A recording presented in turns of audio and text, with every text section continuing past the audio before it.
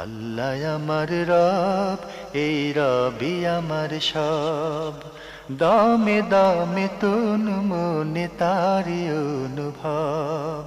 তোমার দুনিয়াতে আমি যেদিকে তাকাই, অথই নিয়ামতে ডুবে আছি সবাই।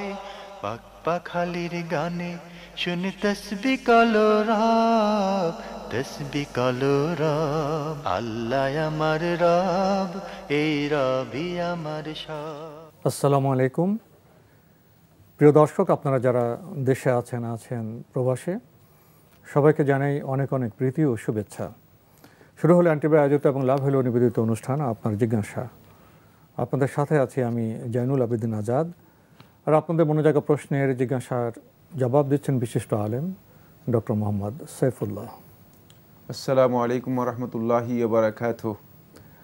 প্রিয় দর্শক, চলুন তাহলে জিজ্ঞাসার জগতে। শুরুতে একটি ইমেল পাঠিয়েছেন যশোর থেকে ইমরান। লিখেছেন, আমি জানতে চাই প্রবাসী ভাইয়েরা বিদেশ থেকে বৈধ উপায়ে টাকা পাঠালে, মানে সরকারি ব্যাংক মারফত টাকা পাঠালে সরকার 2% প্রণোদনা দেয়, এটা কি নেওয়া ঠিক? এটা সরকার করছে বৈধভাবে টাকা পাঠাতে উৎসাহিত করার জন্য, বিষয়ে জানালে উপকার হতো। হ্যাঁ, অবশ্যই জায়েজ, কারণ এই এতুরিত যেটা দেওয়া হচ্ছে সেটা আপনাকে দেওয়া হচ্ছে মানে আপনার কোনো লেনদেনের জন্য নয়।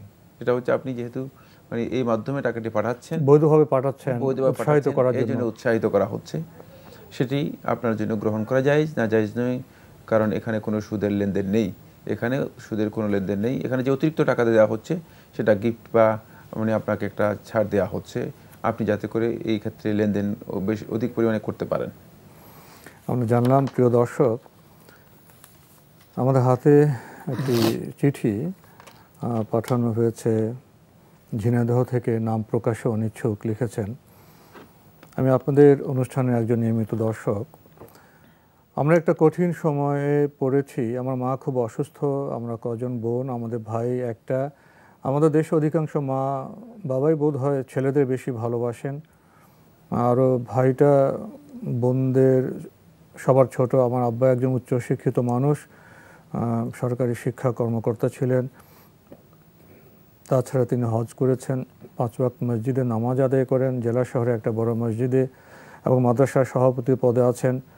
মসজিদ মাদ্রাসার অনেক দায়িত্ব পালন করেন। প্রতি মাসে 3টি সুন্নাত রোজা পালন করেন।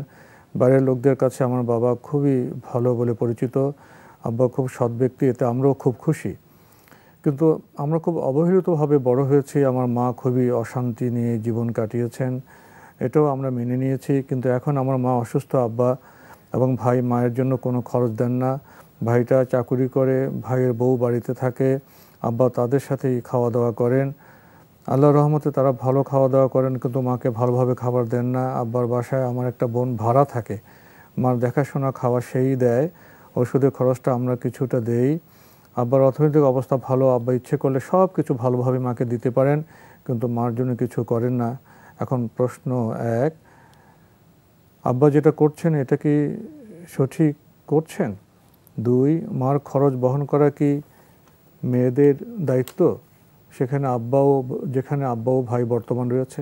মানে আপনার আব্বা কেন আপনার ভাইয়ের বাসায় থাকেন, আবার আপনার মা কেন মানে ভিন্ন থাকেন, সেক্ষেত্রে কি তাদের সাথে কি মানে আগে কি সম্পর্ক নষ্ট হয়ে গিয়েছে কিনা, এবং মানে ব্যাপারটা বাস্তব বিষয়টি আপনি আসলে এখানে তুলে ধরতে পারেননি। ফলে এই মাসআলা সম্পর্কে আমি মানে বিস্তারিত কথা বলার মতো সুযোগ নেই, কারণ এখানে অনেক বিষয় রয়ে গিয়েছে যেগুলো দৃষ্টি আকর্ষণ করার বিষয় রয়েছে এবং জানার বিষয় রয়েছে। এবং সেক্ষেত্রে হয়তো আমরা বিস্তারিত জানতে পারলে আমরা বলতে পারতাম যে তিনি আসলে কোন পর্যায়ে মানে কী কাজটি করছেন, সঠিক করছেন কিনা। তার যে বর্ণনা দিয়েছেন সে বর্ণনার সাথে তিনি যেই মানে পরবর্তী যে প্রশ্নগুলো করেছেন সে প্রশ্নগুলোর সামান্যতম কোনো সম্পর্ক নেই, মিল নেই। তা বাইরে যে আচার আচরণ খুব ভালো, হ্যাঁ, তো কিন্তু এখানে বলতে মার প্রতি দায়িত্ব পালন করে না, মানে এর কারণটা কি? এবং দেখা যাচ্ছে যে মা তো থাকতেছে না অন্য জায়গায়, তাহলে বোঝা যাচ্ছে তাদের সাথে হয়তো মানে সম্পর্ক মানে আগে নষ্ট হয়ে গিয়েছে, এমন কিছু বিষয় আছে কিনা সেটা মানে ক্লিয়ার তিনি করতে পারেন নাই। এই ক্ষেত্রে যদি মানে তিনি তার মায়ের সাথে মানে আপনার মায়ের সাথে যদি তার মানে পারিবারিক যে সম্পর্ক রয়েছে বা দাম্পত্য জীবনে যে সম্পর্ক রয়েছে সেটা যদি এর আগে নষ্ট হয়ে যায় বা ডিভোর্স হয়ে যায়, ওই যে তো কিছু ইঙ্গিত দেয়নি, এই বিষয়ে তো উনি জানেন না, সেটাও হতে পারে। মানে এখানে এই ধরনের বিষয়ে মানে ইঙ্গিত রয়েছে কিন্তু তিনি হয়তো সেটা ক্লিয়ার করেননি। সেক্ষেত্রে মানে তাহলে তার দায়িত্ব ঠিকই আছে, তিনি অতিরিক্ত দায়িত্ব বহন করবেন না। কিন্তু যদি ডিভোর্স তিনি না দিয়ে থাকেন এবং সেখানে কি ঘটনা ঘটেছে সেটাও আমাদের কাছে প্রেক্ষাপট জানা নেই, সেক্ষেত্রে তার উপর হক রয়েছে সেটা হলো অবশ্যই ভরণ পোষণের যে দায়িত্ব তার উপর ইসলাম দিয়েছে, বিমা আনফাকু মিন আমওয়ালিহিম, যে নিজেদের সম্পদ থেকে বেড়ে পুরুষগণ স্বামীগণ তাদের স্ত্রীদের জন্য খরচ করবে, এই খরচের যে বিধান ইসলাম দিয়েছে সেই খরচ যদি তিনি না করে থাকেন তাহলে তিনি এর জন্য অবশ্যই জবাবদিহি করতে হবে এবং তার এই কাজটি অসংগত হারাম হবে, কোনো সন্দেহ নেই। কিন্তু আমি এ বিষয়ে বলতে পারছি না যেহেতু এখানে অনেক বক্তব্য উচ্চ আছে বলে আমার কাছে মনে হচ্ছে। বাকি আপনার ভাই তিনি যে কাজটি করতেছেন এটি সম্পূর্ণ হারাম, কারণ তিনি মাকে দেখছেন না এবং মায়ের প্রয়োজনীয় খরচ দিচ্ছেন না। সেক্ষেত্রে তার মায়ের উপর যেই মানে তার কর্তব্য ছিল মায়ের প্রতি, তার যে কর্তব্য ছিল, দায়িত্ব ছিল, সে দায়িত্বটুকু পালন করেন নাই, এটা অবশ্যই কোনো সন্দেহ নেই, এটি হারাম কাজ করছেন। এবং বড় কবিরা গুনাহগুলোর মধ্যে একটি হচ্ছে উকুকুল ওয়ালিদাইন, পিতামাতার সাথে মানে পিতামাতার হক নষ্ট করা, পিতামাতার সাথে অসৎ ব্যবহার করা, পিতামাতার সাথে সম্পর্ক ছিন্ন করা। এই কাজটি যেটি করছেন আপনার ভাই, কোনো সন্দেহ নেই তিনি একটি জঘন্যতম অপরাধ কবিরা গুনাহ করছেন, এতে কোনো সন্দেহ নেই। আর বাকি এটা মেয়েদের দায়িত্বের মধ্যে পড়ে না, কিন্তু যদি কোনো মেয়ে তার মায়ের জন্য এই কাজটি করেন আর মাকে যদি হেল্প করার মতো তার সামর্থ্য থাকে তাহলে তিনি ইহসান করছেন, একটা বড় ধরনের মানে অনুগ্রহ করছেন। সেই অনুগ্রহের জন্য অবশ্যই আল্লাহ রাব্বুল আলামিনের কাছে তিনি উত্তম জাযা পাবেন। আল্লাহ সুবহানাহু ওয়া তাআলা তো কোরআনে কারীমের মধ্যে সেটাই বলেছেন, হাল জাযাউল ইহসান ইল্লাল ইহসান, ইহসানের প্রতিদান আল্লাহ তাআলার কাছে ইহসান ছাড়া আর কিছুই নয়। সুতরাং যারা আল্লাহর বান্দাদের প্রতি বিশেষভাবে ইহসান করবে, অনুগ্রহ করবে, ভালো আচরণ করবে, সদ্ব্যবহার করবে, আল্লাহ রাব্বুল আলামিন তাদের প্রতি ইহসান করবেন, অনুগ্রহ করবেন। আল্লাহ রাব্বুল আলামিন তাদের প্রয়োজনের সময় তাদেরকে আল্লাহ রাব্বুল আলামিন উত্তম প্রতিদানের মাধ্যমে প্রতিদান দেবেন। কারণ আল জাযা মিন জিনসিল আমল, মানুষ যেই কাজটি যেভাবে করবে আল্লাহ সুবহানাহু ওয়া তাআলা কিয়ামতের দিন প্রতিদানের সময় আল্লাহ রাব্বুল আলামিন সেই প্রতিদান সেভাবেই দেবেন, তার আমলের মানে ধরন যেমনি ছিল ঠিক তেমনি আল্লাহ রাব্বুল আলামিন যাতে করে সে সন্তুষ্ট হতে পারে সেভাবেই আল্লাহ রাব্বুল আলামিন তাকে উত্তম প্রতিদান দেবেন। তাই সেই প্রতিদান অবশ্যই সন্তানরা পাবে যদি মায়ের জন্য করে থাকেন। এক্ষেত্রে আপনার ভাইয়ের আচরণটি সত্যিকার অর্থেই গর্হিত, আর আপনার বাপের বিষয়টিও তখন গর্হিত হবে যদি তাদের দাম্পত্য জীবনের মধ্যে ডিভোর্স এর কোনো বিষয় না থাকে, তাহলে অবশ্যই তার এই কাজটি বৈধ নয়, তিনি এর জন্য আল্লাহ রাব্বুল আলামিনের কাছে জবাবদিহি করতে হবে। বোন আপনি আরও লিখেছেন, মার উপর এই অবিচারের জন্য আমরা কি আব্বাকে কিছু বলতে পারবো? আমার বোন আব্বার বাসায় ভাড়া থাকে বলে আব্বা বোনের সাথেও খারাপ ব্যবহার করেন, এখন আমরা কি করতে পারি? ইসলামের আলোকে পরামর্শ দিলে উপকৃত হব। আমি আসলে এই প্রশ্নের উত্তরের মধ্যে কিছু বলতে পারছি না, আসলে এটা কি কারণে মানে সেক্ষেত্রে আপনারা আপনার আব্বার সাথে কথা বলতে পারেন, অথবা তিনি যেহেতু আপনি বলছেন তিনি এডুকেটেড মানুষ, লার্নেড মানুষ, জ্ঞানী মানুষ, সোশ্যাল মানুষ, সামাজিক বিভিন্ন দায়িত্ব তিনি পালন করতেছেন, অথচ তিনি তার এই আচরণ এখানে কেন, মানে এটা কি আপনাদের কাছে জানা নেই? আমার তো মনে হয় জানা আছে, সেখানে কোনো বড় ধরনের মিস্টেক আছে যেটা আপনি হয়তো মানে এখানে আপনার উল্লেখ করে নেয়, অথবা চিঠির মাধ্যমে তো সব বলা হয়নি, বোঝাও সম্ভব নয়। জি জি, তো এই জন্য মানে এই বিষয়গুলো আপনি অবশ্যই দৃষ্টি আকর্ষণ করতে পারেন, দৃষ্টি আকর্ষণ করা হারাম নয়। আর এখানে যখন অবিচার বলা হচ্ছে তখন তো এটা ডিভোর্স হয়নি, এটাই তো বোঝা যাচ্ছে। যখন অবিচার বলা হবে, তিনি হয়তো জানেন না, হতে পারে তিনি জানেন না। আমার মনে হয় আমরা এই বিষয়ে এখানে শেষ করতে পারি।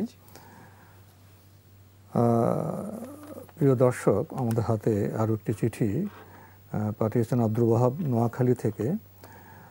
এনটিভি পরিচালিত আপনার জিজ্ঞাসা প্রশ্নোত্তর পর্ব দ্বারা আমি অনেক কিছু সংশোধন করতে পেরেছি, আলহামদুলিল্লাহ। আপনাদেরকেও মোবারকবাদ জানাচ্ছি।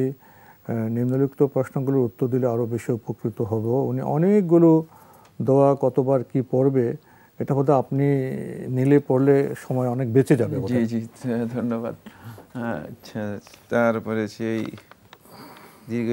আমি দীর্ঘদিন যাবৎ ফজরের আগে পরে নিম্নোক্ত আমলগুলো করে আসছি, এগুলো সুন্নাত তরিকা কিনা ইদানিং মনে প্রশ্ন দেখা দিয়েছে। লা ইলাহা ইল্লাল্লাহ 100 বার, আল্লাহুম্মা সাল্লি আলা সাইয়্যিদিনা মুহাম্মদ ওয়া বারা ওয়া বারা আলি ওয়া আলা আলি ওয়া আসহাবিহি আজমাইন 100 বার। ধন্যবাদ। প্রথম কথা হচ্ছে 1 নম্বর যে প্রশ্নটি করেছেন, লা ইলাহা ইল্লাল্লাহ 100 বার এবং আল্লাহুম্মা সাল্লি আলা মুহাম্মদ ওয়া আলা আলি মুহাম্মদ ওয়া আসহাবি আজমাইন, মানে এটা 100 বার। 100 বারকে নির্দিষ্ট করার বিষয়টি রাসূলুল্লাহ সাল্লাল্লাহু আলাইহি ওয়াসাল্লামের হাদিস দ্বারা সাব্যস্ত হয়নি। তবে লা ইলাহা ইল্লাল্লাহের যদি কেউ 100 বার পড়েন সকাল সন্ধ্যায়, সেটি সাব্যস্ত হয়েছে। কিন্তু আপনি যেটা উল্লেখ করেছেন সেটা হচ্ছে, আপনি বলে দিয়েছেন যে আমি ফজরের আগে পরে নিম্নোক্ত আমলগুলো করে আসছি, সুতরাং এইভাবে আমলগুলো সাব্যস্ত হয়নি। আমি আসলে মানে এই যেমন আস্তাগফিরুল্লাহ আল্লাযী লা ইলাহা ইল্লা হুয়াল হাইয়ুল কাইয়্যুম ওয়া আতুবু ইলাইহি 100 বার, রাব্বি জিদনি ইলমা 100 বার, আশহাদু আল্লা ইলাহা ইল্লাল্লাহ ওয়াহদাহু লা শারীকা লাহু ওয়া আশহাদু আন্না ওয়াহদাহু লা শারীকা লাহু লাহুল মুলক ওয়া লাহুল হামদু ওয়া হুয়া আলা কুল্লি শাইইন কাদির 100 বার। এটা সাব্যস্ত হয়েছে সকাল সন্ধ্যা দোয়ার মধ্যে 100 বার, এটুকু সাব্যস্ত হয়েছে। ইয়া শাফিউল আমরাদ 100 বার, এগুলো কোনটাই সাব্যস্ত হয়নি, তাই আপনি আসলে এই বিষয়গুলো সকাল সন্ধ্যার আজকারের উপর রাসূলুল্লাহ সাল্লাল্লাহু আলাইহি ওয়াসাল্লাম সকাল সন্ধ্যা যে জিকিরগুলো শিক্ষা দিয়েছেন সেগুলোর উপর মৌলিক যেই সহিহ গ্রন্থ রয়েছে সেগুলো গ্রন্থ থেকে জেনে নেওয়ার জন্য চেষ্টা করুন। মানে এইভাবে প্রশ্নের মাধ্যমে এটা 100 বার, এটা 200 বার, এটা 300 বার, এইভাবে প্রশ্ন না করে, কারণ এই বিষয়গুলো আপনি যেভাবে 100 বার করে আমল করছেন, সেটা যদি আপনি 100 বারকে সুন্নাত মনে করে নেন তাহলে কিন্তু ভুল হবে। আর বাকি যদি আপনি এই আমলগুলোকে মানে সকাল সন্ধ্যার আজকারগুলোর অতিরিক্ত আমল হিসেবে মানে আপনি নিজের জন্য নির্ধারণ করে নেন, তাহলে কিন্তু এই নফল আমলগুলো আজকারগুলো করা জায়েজ রয়েছে। যেহেতু মানে নফল আজকার যেগুলো আছে সেগুলোতে গর্হিত কোনো বক্তব্য এখানে নেই। যেমন হাসবুনাল্লাহু ওয়া নি'মাল ওয়াকিল ওয়া নি'মাল মাওলা ওয়া নি'মান নাসির 100 বার, না এটাও হাদিস দ্বারা সাব্যস্ত। উনি কি নিজের জন্য একটা সংখ্যা নির্ধারণ করতে পারবেন? না, এই ধরনের সংখ্যা নির্ধারণ করবেন না, যখন যেটা সম্ভব হয় সেটা ততটুকু করে নেবেন। এই ধরনের সংখ্যা নির্ধারণ করার বৈধতা নেই। বাকি আপনি যদি এগুলো মানে মাঝে মধ্যে পড়েন সেটা পড়তে পারেন। তবে সকাল সন্ধ্যার যে জিকিরগুলো রয়েছে, সলাতের পরে নিয়মিত যে জিকিরগুলো রয়েছে সেগুলো আদায় করার জন্য চেষ্টা করুন। এখানে একটি জিকির রাসূলুল্লাহ সাল্লাল্লাহু আলাইহি ওয়াসাল্লামের ওই শুধু একটির কথা বলেছি যেটা রাসূলুল্লাহ সুন্নাহ দ্বারা সাব্যস্ত হয়েছে, বাকিগুলো সবগুলোই মানে জিকির আপনি নিজে আবিষ্কার করেছেন অথবা অন্য কেউ আবিষ্কার করে দিয়েছে, যেটা সুন্নাহর সাথে মানে একেবারে সামঞ্জস্যপূর্ণ নয়। তাই আমরা যখন আমল করব, আলাইসা লানা উসওয়াতুন হাসানা ফি রাসূলিল্লাহ সাল্লাল্লাহু আলাইহি ওয়াসাল্লাম, আল্লাহ রাসূলের মধ্যে কি আমাদের জন্য উত্তম আদর্শ নেই, উত্তম মডেল নেই? সুতরাং কেন আমরা রাসূল সাল্লাল্লাহু আলাইহি ওয়াসাল্লামকে ডিঙ্গিয়ে আরও মানে অতিরিক্ত আমলের প্রয়োজন মনে করব? যেহেতু রাসূলুল্লাহ সাল্লাল্লাহু আলাইহি ওয়াসাল্লামের জন্য একটা রাসূল সাল্লাল্লাহু আলাইহি ওয়াসাল্লাম আমাদের জন্য উম্মতের জন্য কিয়ামত পর্যন্ত উম্মত যাতে করে আমল করতে পারে এই জন্য একটা দিক নির্দেশনা দিয়েছেন। তাই আত-তাআসসিউ বিহি সাল্লাল্লাহু আলাইহি ওয়াসাল্লাম সুন্নাতুন, নবী সাল্লাল্লাহু আলাইহি ওয়াসাল্লামের অনুসরণ করা এই ক্ষেত্রে সবচেয়ে বেশি উত্তম। আল্লাহ আমার রব, এই রবই আমার সব। আল্লাহ আমার রব, এই রবই আমার সব। আমাদের হাতে আরও একটি চিঠি। এই চিঠিটি পাঠানো হয়েছে প্রিমিয়ার ব্যাংক, শনি রাকড়া, ঢাকা থেকে। লিখেছেন, পিতামাতা রুমে ঢোকার আগে পারমিশন নেওয়ার ব্যাপারে কোরআনে কি কোনো নির্দেশনা আছে? বালেগ হলে সন্তান মায়ের ঘরে প্রবেশ করলেও সালাম দিবে 3 বার, মা সালামের উত্তর দিলে অনুমতি চাইবে, আমি কি আসব? এমন বক্তব্য কি সহি? ধন্যবাদ। আল-ইস্তিজান অনুমতি প্রার্থনা করা অথবা অনুমতি চাওয়া, এটি ইসলামী শরীয়তের গুরুত্বপূর্ণ একটি বিধান। পরে কারো ঘরে অথবা কারো রুমে অথবা মানে কারো থাকা জায়গায় যদি কেউ প্রবেশ করেন অন্য কেউ, তাহলে সেক্ষেত্রে ইস্তিজান অনুমতি নেওয়ার বিষয়টি ইসলামী শরীয়তের মধ্যে সুন্নাহ। নবী সাল্লাল্লাহু আলাইহি ওয়াসাল্লাম যে সমস্ত আদাব শিক্ষা দিয়েছেন, শিষ্টাচার শিক্ষা দিয়েছেন, তার মধ্যে একটি সন্তান বালেগ হওয়ার পরে পিতামাতার রুমেও যদি প্রবেশ করে সেক্ষেত্রে ইস্তিজান নিয়ে অনুমতি নিয়ে প্রবেশ করবে।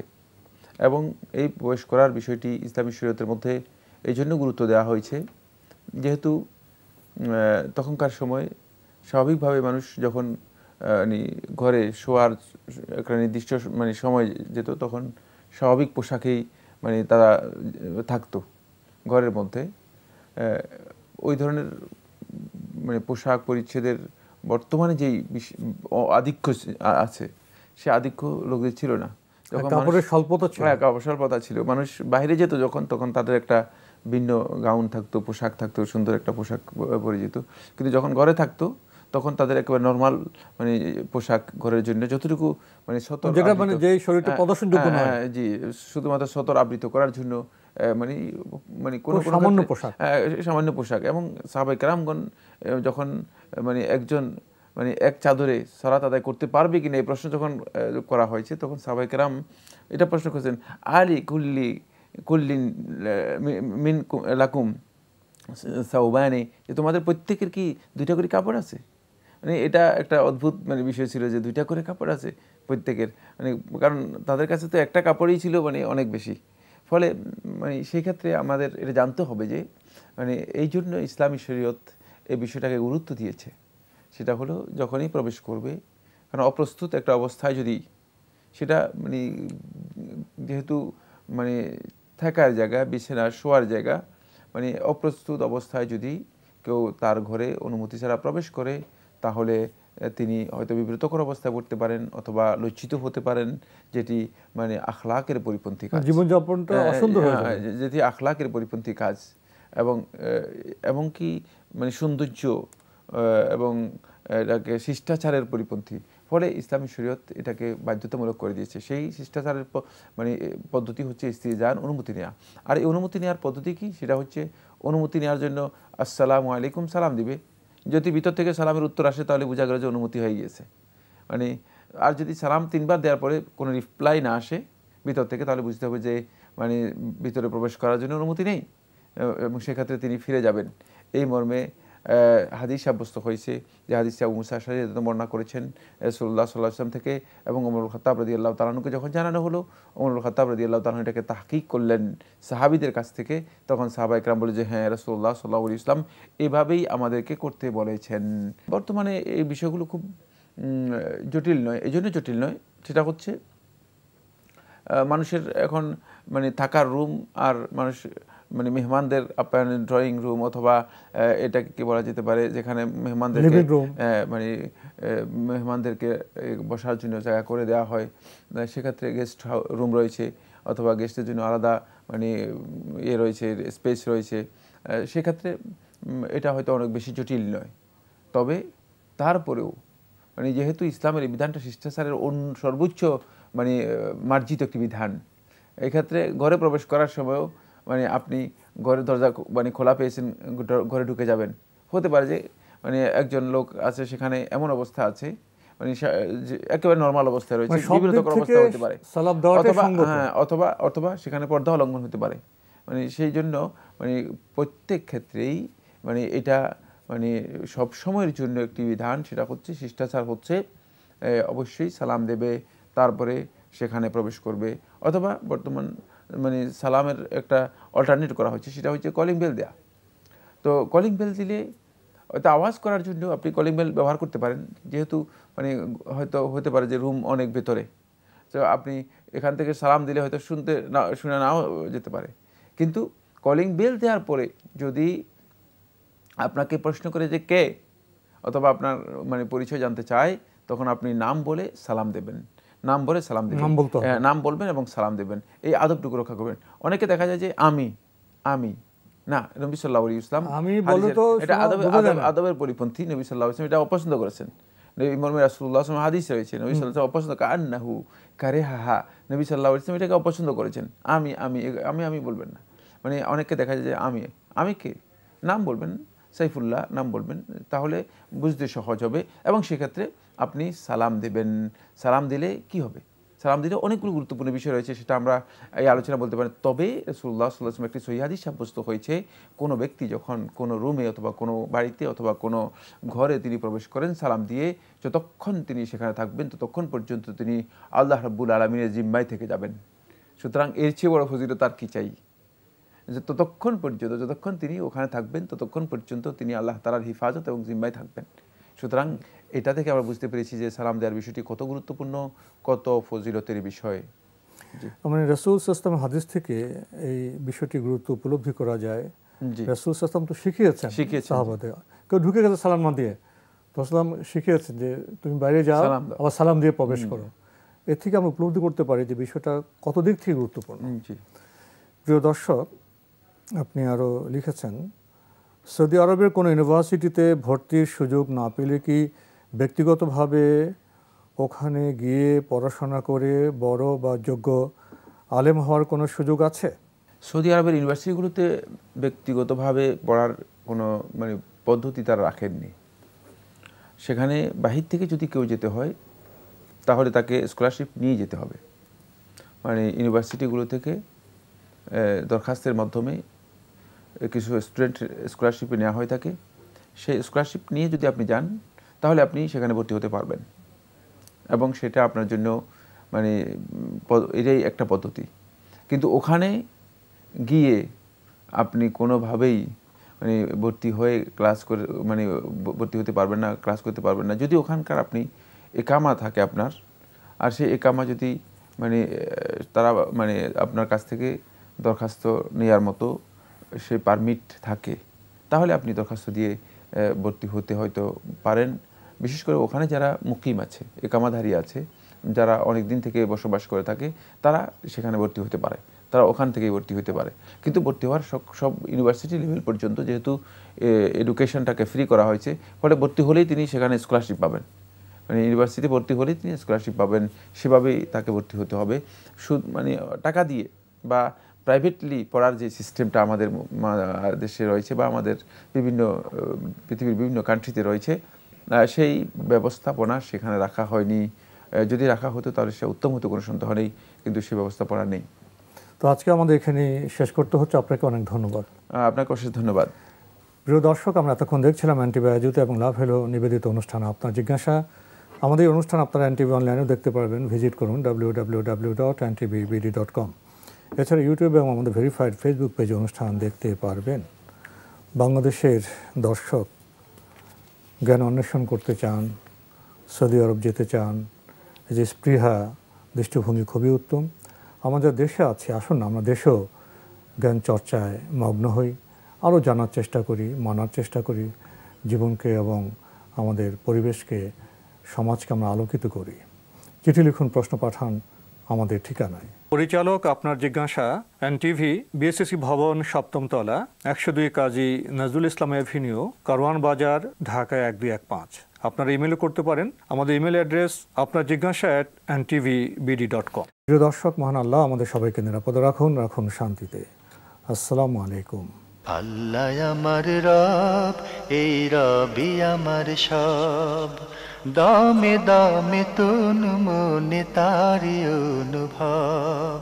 আল্লাহ আমার রব, এই রবি আমার সব।